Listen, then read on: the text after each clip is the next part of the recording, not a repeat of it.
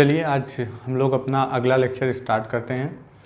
पिछले लेक्चर तक हम लोगों ने ये कंप्लीट कर लिया था कि केमिकल बॉन्डिंग चैप्टर में हम लोग क्या करते हैं कि आपके पास लैटिस एनर्जी का क्या कॉन्सेप्ट है और लैटिस एनर्जी होती क्या है और कैसे काम करती है। आज हमारी उसके आगे एक अगली बहुत इंपॉर्टेंट हेडिंग है जिसे हम बोलते हैं हाइड्रेशन एनर्जी। क्या बोलते हैं? हाइड्रेशन एनर्जी कहते हैं। अब हमको आज जो टॉपिक पढ़नी है उसे हम हाइड्रेशन एनर्जी कह रहे हैं, इसको हमको पढ़नी है। इसी को हम दूसरे नाम से भी जानते हैं, या तो हम और करके बोल सकते हैं इसी को सॉल्वेशन एनर्जी, यानी या तो आप इसका नाम बोलिए हाइड्रेशन एनर्जी या आप इसी को बोल सकते हैं सॉल्वेशन एनर्जी। अब हाइड्रेशन एनर्जी या सॉल्वेशन एनर्जी किसे कहते हैं और क्या होता है, इस बात को हम लोग समझते हैं। ठीक है, एक बेसिक सी बात हमको अगर डेफिनीशन की जहाँ तक बात करें तो थोड़ा सा डेफिनीशन बताने से पहले कुछ बात आपको समझाना चाहूँगा, समझिएगा। जैसे मान लीजिए आपके पास एक वाटर टैंक है। वाटर टैंक का मतलब आप कोई भी कंटेनर है, एक कंटेनर है और इस कंटेनर के अंदर पानी भरा हुआ है। पानी मतलब समझ रहे हो ना, वाटर फिलअप किया है। अब आप अगर इस वाटर के अंदर नमक को मिला देते हो, ध्यान रखिएगा हमने क्या ऐड किया, इसके अंदर सॉल्ट ऐड किया है। सॉल्ट का मतलब नमक मिलाया है, नमक का मतलब NaCl मिलाया है। ठीक है, अब ये आपका है NaCl, तो आप अपना दिमाग लगा के बताइए, और ये है आपका वाटर। क्या होगा जब आप इसके अंदर, इस वाटर के अंदर इस NaCl को मिलाएंगे तो क्या होगा, क्या देखने को मिलेगा आपको? आप ये देखेंगे कुछ टाइम बाद कि जो NaCl होगा वो इस वाटर में डिज़ोल्व होकर के ब्राइन बनाएगा। क्या बनाएगा? ब्राइन बनाएगा।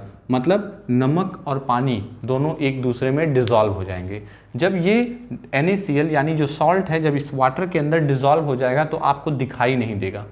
जब ये NaCl इसके अंदर दिखाई नहीं देगा तो अच्छा, दूसरी बात समझिएगा, ये तो एक केस हो गया, मतलब केस नंबर फर्स्ट इसे आप कह सकते हैं, ये केस फर्स्ट है, केस फर्स्ट। अब एक काम और करिए, अगर आप इसी में नमक के बजाय सैंड मिला दीजिए। ध्यान रखिएगा क्या मिला रहे हैं? सैंड मिला रहे हैं। सैंड का मतलब समझ रहे ना, बालू मिलाते हैं। तो क्या होगा, बालू मिलाएंगे तो यहाँ पर क्या होगा कि जो सैंड होगा वो नीचे यहाँ से प्रेसिपिटेट बन जाएगा, PPT बन जाएगा। किसका? सैंड का। यानी जो आप बालू डालोगे पानी में, वो बालू नीचे जाके धीरे धीरे क्या होगा, बैठ जाएगा, यानी यहाँ पे प्रेसिपिटेट मिल जाएगा। तो दो चीज़ें हुई, एक बार उसी पानी में हमने नमक को मिलाया तो नमक उसमें प्रॉपरली डिज़ोल्व हो गया और हमें नीचे प्रेसिपिटेट के फॉर्म में कुछ भी नहीं मिला। जबकि वहीं पे जब हमने बालू को मिलाया तो बालू धीरे धीरे जा करके नीचे बैठ गया, इसके अंदर डिज़ोल्व नहीं हुआ। अब ऐसा क्यों हुआ? क्यों किसी एक चीज़ को पानी में डालने पर वो घुल जा रहा है और दूसरी चीज़ को पानी में डाल रहे हैं तो वो नहीं घुल रहा है? यही हमको समझना है। इसी को समझने के लिए मेहनत करनी है। अब ध्यान से समझिएगा, एक्चुअली सैंड का मतलब होता है क्वार्टज। सैंड को ही हम लोग बोलते हैं क्या? क्वार्टज कहते हैं। क्वार्टज कहते हैं। अच्छा, क्वार्टज का मतलब ये हो गया कि SiO2 बेसिकली होता है सिलिका। SiO2 के स्ट्रक्चर बनते थे, मतलब सिलिका और ऑक्सीजन, Si और O के बीच में इस तरीके से बॉन्डिंग हुई रहती है। तो जब इस तरीके से ये बॉन्डिंग होती है तो इसका मतलब यहाँ पर कौन सा बॉन्ड बना होता है? कोवेलेंट बॉन्ड बना होता है, जो काफ़ी स्ट्रॉन्गर बॉन्ड होता है, जिसको जब आप वाटर में डालते हो तो मतलब कहने का मतलब अगर ये इसके अंदर घुल नहीं रहा है, एज इट इज़ जाके बैठ रहा है, मतलब इसके बॉन्डों में कोई भी फेरबदल, कुछ भी छेड़छाड़ नहीं हो रही है, जैसा था वैसा का वैसा बैठ गया, इसका मतलब इसके bond as it is maintain है। लेकिन अगर नमक के पार्टिकल इस पानी के अंदर घुल जा रहे हैं, डिज़ोल्व हो जा रहे हैं, तो मतलब कुछ तो नमक के पार्टिकल के साथ हुआ होगा। ऐसा क्या हो गया कि नमक के पार्टिकल इसमें घुल गए लेकिन सैंड के नहीं घुले? इसी चीज़ को हमको समझना है, इसे नाम देते हैं सॉल्वेशन एनर्जी। ठीक, समझ में आई बात? आप एक बात समझो, मेरी बात ध्यान से समझना। आप कहीं जा रहे हो, किसी जगह गए, और क्या होता है, हम घर से निकलते हैं तो कहीं पर जा करके हम बैठ जाते हैं, कुछ टाइम तक बैठ जाते हैं, लोगों से बातचीत करते हैं। कुछ ऐसी जगह जाते हैं जहाँ पर हमारा कोई परिचय नहीं होता, किसी से कोई वो नहीं होता, तो हम सिर्फ डायरेक्टली चले जाते हैं, वहाँ पर हम किसी से कोई बातचीत नहीं करते। बहुत सारी दुकानों पे आप जाते हो, अपना सामान लेते हो, सीधे चले आते हो। लेकिन अगर कोई ऐसी दुकान पे आप जाओ जहाँ पर आपका परिचय है तो आप वहाँ पर कुछ देर के लिए बैठ जाओगे। तो क्या आप खुद से बैठे?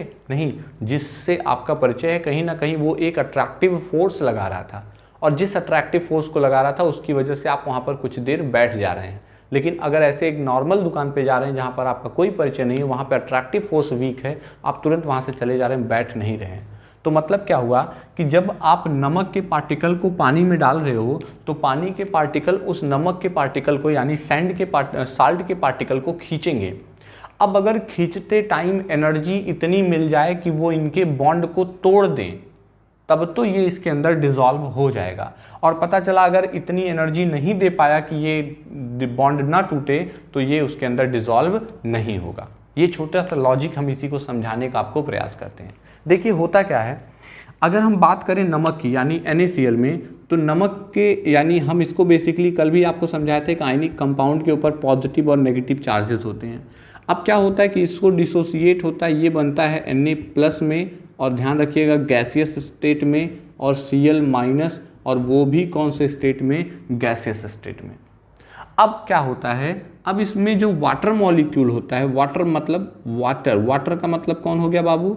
वाटर का मतलब H2O, ध्यान दीजिएगा, वाटर का मतलब H2O। अब जो H2O आप इसके वाटर के अंदर डालते हो वो इसके साथ कंबाइंड होता है और इस गैसियस Na को एक्वस Na में बदल देता है, और उसी तरीके से Cl जो गैसियस था उसे एक्वस में बदल देता है। अब यहाँ पर आपके पास एक्वस Na आ गया और एक्वस Cl आ गया। अब ये एक्वस Na और ये एक्वस Cl सोल्यूशन के अंदर प्रेजेंट होते हैं। तो समझिएगा कैसे क्या होता है, पूरी कहानी अब डिटेल में समझिए। तो बात समझ में आई कि नहीं आई?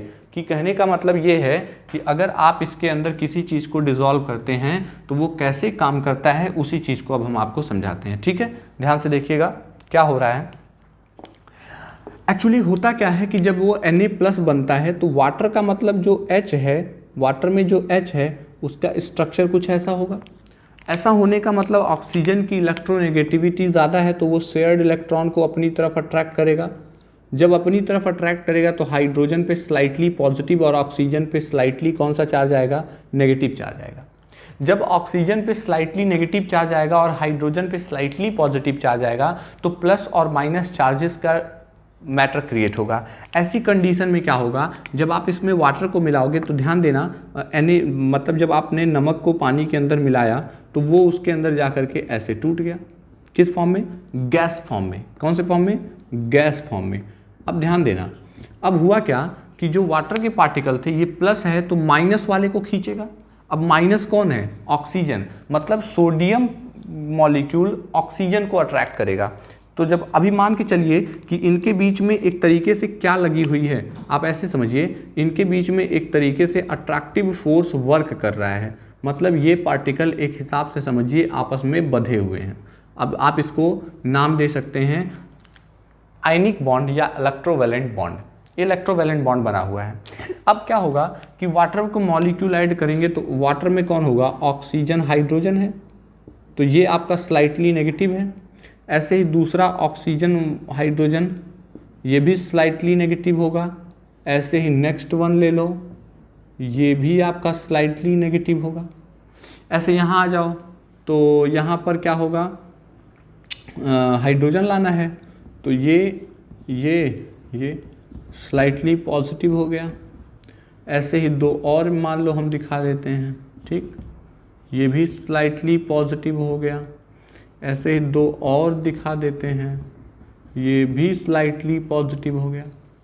ठीक, तो अब ये जो माइनस वाला है वो इसके ऊपर अट्रैक्टिव फोर्स लगाएगा, ऐसे ये लगाएगा, ऐसे ये लगाएगा। सिमिलरली यहाँ से ये लगाएगा, ये लगाएगा, ये लगाएगा, ये लगाएगा, और ऐसे ये भी लगाएगा और ऐसे ये भी लगाएगा। तो अब क्या देख रहे हैं, ये सारे माइनस वाले प्लस को पकड़ रहे हैं, इधर माइनस प्लस वाले माइनस को पकड़ रहे हैं। अब बताओ, तो अब ऐसे ही तो, और हाइड्रोजन इनके बीच में वाटर के और मॉलिक्यूल ऐसे लगे होंगे, तो अब क्या होगा, ये सब पकड़ के इसको ऐसे खींचेंगे। अब जब ये सारे वाटर के मॉलिक्यूल इस सोडियम और क्लोरीन के आयंस को अपनी तरफ खींचेंगे, स्ट्रांगली खींचेंगे, तो क्या होगा, जब ये खींचेंगे तो खींचने की वजह से इनका ये वाला बॉन्ड क्या होने लगेगा, वीक होने लगेगा। समझ रहे हैं ना? जब अरे भाई अगर ये पकड़ के खींचेगा तो ये खींचेगा तो मतलब क्या लगा रहा है, जब हम खींच रहे हैं तो हम एनर्जी लगा रहे हैं। जब हम एनर्जी लगा रहे हैं तो अगर हमारी एनर्जी ज़्यादा होगी तब तो ये एज ए रबड़ बैंड ले लो भाई, रबड़ बैंड ले लो, रबड़ बैंड को आप खींचते हो तो स्ट्रेच्ड होता जाता है, फैलता जाता है। अब अगर रबड़ बैंड वीक हुआ, समझ रहे ना, तो आपकी एनर्जी लगाने से खींचने से वो फट जाएगा, टूट जाएगा। लेकिन अगर सोचो ट्यूब ले लो, किसी साइकिल का ट्यूब ले लो, उसको पकड़ के लगो खींचने, बाहुबली बनने, आपके खींचने से ट्यूब फटेगा? नहीं फटेगा। क्यों? क्योंकि वहाँ की बॉन्डिंग स्ट्रांग है और आप जो एनर्जी लगा रहे हो वो कम लगा रहे हो। लेकिन वहाँ पर अगर कहें तो जब वही पतला सा रबर बैंड नॉर्मल वाला होता है उसको जब खींचते हैं वो टूट जाता है। क्यों? क्योंकि वहाँ की बॉन्डिंग वीक है और एनर्जी हम ज़्यादा लगा रहे हैं। यही चीज़ यहाँ पे समझनी है। अगर ये वाटर के पार्टिकल एनर्जी ज़्यादा लगाते हैं तो इनके बीच का बॉन्ड ब्रेक कर जाएगा, और अगर ये एनर्जी कम लगाते हैं तो बॉन्ड ब्रेक नहीं करेगा।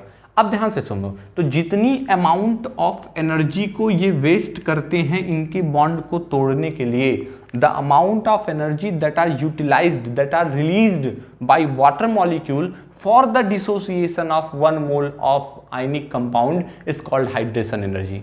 यानी इस 1 मोल आयनिक कंपाउंड को तोड़ देने के लिए, या यूं कहो कि जब आप आयनिक कंपाउंड को 1 मोल आयनिक कंपाउंड को जब आप वाटर के अंदर डिसॉल्व करते हो तो वहां से जितनी अमाउंट ऑफ एनर्जी रिलीज होती है उस एनर्जी को हाइड्रेशन एनर्जी कहते हैं। The minimum amount of energy that are released during addition of 1 mole of ionic compound is called hydration energy.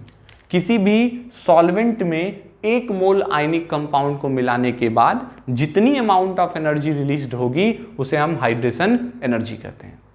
समझ पाए? तो ये जब खींचेंगे तो जितनी अमाउंट ऑफ एनर्जी ये सब लगाते हैं, वेस्ट करते हैं, उस एनर्जी को हम बोलते हैं हाइड्रेशन एनर्जी कहते हैं। अब समझने की बात क्या है कि अगर मॉलिक्यूल का हाइड्रेशन एनर्जी ज़्यादा होता है तो कंपोनेंट ईजिली डिसॉल्व हो जाएंगे, और अगर हाइड्रेशन एनर्जी कम होगी तो उनकी सॉल्युबिलिटी के चांसेस कम होते हैं। तो क्वेश्चन एक छोटा सा है कि अगर हम बात करें कि लैटिस एनर्जी और हाइड्रेशन एनर्जी दोनों में से कौन ज़्यादा होने पर कंपोनेंट सॉल्युबल होगा? सीधी सी बात है, अगर हाइड्रेशन एनर्जी ज़्यादा होगी तभी ये बॉन्ड टूटेगा, और जब ये बॉन्ड टूटेगा तभी ये डिसॉल्व होगा। तो इसका मतलब हाइड्रेशन एनर्जी ज़्यादा होने पर, क्या ज़्यादा होने पर? लैटिस एनर्जी जो है वो कम है और हाइड्रेशन एनर्जी क्या है? ज़्यादा है। तो वो कैसा होगा? सॉल्युबल होगा। कैसा होगा? सॉल्युबल होगा। लेकिन अगर लैटिस एनर्जी ज़्यादा हो जाए और हाइड्रेशन एनर्जी कम हो जाए, कौन ज़्यादा हो जाए? लैटिस एनर्जी ज़्यादा हो जाए, हाइड्रेशन एनर्जी कम हो जाए, तो कैसा हो जाएगा? इनसॉल्युबल हो जाएगा। कैसा हो जाएगा? इनसॉल्युबल हो जाएगा। ठीक, अब आपको पता है लैटिस एनर्जी किन किन बातों पे डिपेंड करती है, तो मुझे बताने की ज़रूरत है नहीं। हाँ, इसी हाइड्रेशन एनर्जी का नाम सॉल्वेशन एनर्जी भी कहते हैं। कोई भी सॉल्वेंट ले लो, हर एक सॉल्वेंट में, जब सॉल्वेंट कहते हैं किसे? जिसमें सोल्यूट डिसॉल्व हो, तो हर एक सॉल्वेंट सोल्यूट को डिसॉल्व करने के लिए कुछ अमाउंट ऑफ एनर्जी रिलीज्ड करता है, और जो एनर्जी रिलीज्ड करता है उसे हम सॉल्वेशन एनर्जी कहते हैं। लेकिन अगर आप यहीं पर वाटर को कंसीडर कर लो एज अ सॉल्वेंट, तो उसी सॉल्वेशन एनर्जी को हम नाम दे देते हैं हाइड्रेशन एनर्जी। तो बात क्या है? छोटी सी बात है, the minimum amount of energy that are released during dissolution of 1 mole of ionic compound is called hydration energy. अगर हाइड्रेशन एनर्जी ज़्यादा होगी तो कंपोनेंट सॉल्युबल होंगे, अगर हाइड्रेशन एनर्जी लैटिस एनर्जी से कम हो गई तो वो इनसॉल्युबल हो जाएंगे।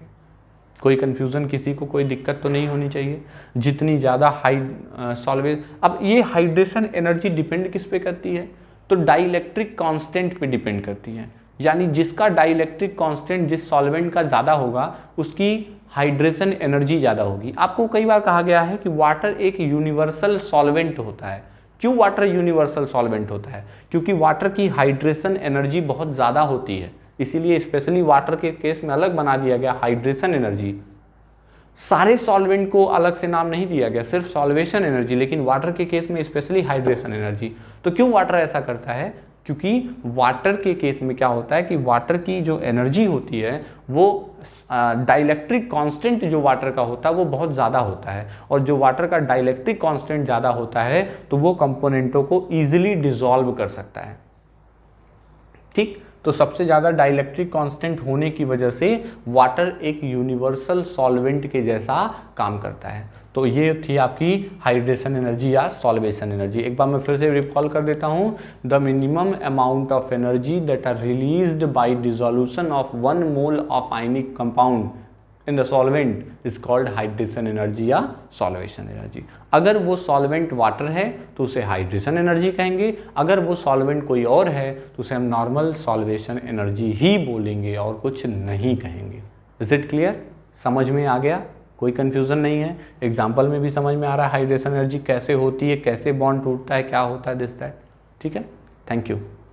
हाँ, एक बात याद रखिएगा, इन चीज़ों को जो हम पढ़ा रहे हैं इनको सिर्फ ऐसे ही नहीं सुन के काम खत्म कर दिए, एक नोट्स बनाइए। जिन बातों को बता रहे हैं, डेफिनीशन बोल रहे हैं, उनको सेल्फ लिखते चलिए, अपनी एक नोट्स बनाते चलिए। ऑनलाइन क्लासेस पढ़ने का मतलब ये नहीं कि बस मोबाइल उठाया, वीडियो देखा, हो गया।